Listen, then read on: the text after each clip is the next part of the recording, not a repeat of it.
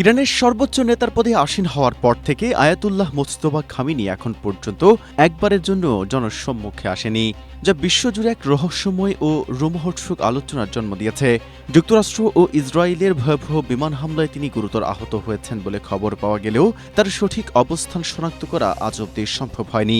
তবে সিবিএস নিউজের এক প্রতিবেদন অনুযায়ী পর্দার আড়ালে বা গোপনে আস্তানায় থেকেও তিনি ঠিকই রাষ্ট্রের নীতি নির্ধারণী কাজ চালিয়ে যাচ্ছেন। বিস্ময়কর বিষয় হল, মুজতবা খামেনি তার মন্ত্রীদের সঙ্গে যোগাযোগের জন্য কোনো ফোন, ইন্টারনেট বা স্যাটেলাইট প্রযুক্তি ব্যবহার করছেন না, বরং তিনি এক বিশেষ ও সেগেলে কুরিয়ার বা বার্তাবাহক নেটওয়ার্কের উপর নির্ভর করছেন। স্ট্রবেরি সুপার ডটেড ও ক্লাসিক ভ্যারিয়েন্টে সেন্সেশন জাগুক শিহরণ। এই কঠোর নিরাপত্তার বলয় এতটাই দুর্ভেদ্য যে খোদ ইরানের উচ্চ পর্যায়ের মন্ত্রী বা কর্মকর্তাদেরও সরাসরি তার সঙ্গে কথা বলার বা দেখা করার কোনো সুযোগ নেই।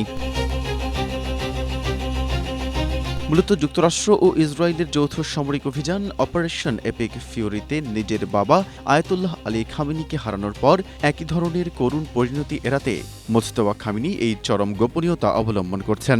তবে এই রহস্যময় আচরণের কারণে চরম বিপাকে পড়েছে ওয়াশিংটনের সঙ্গে চলমান শান্তি আলোচনা।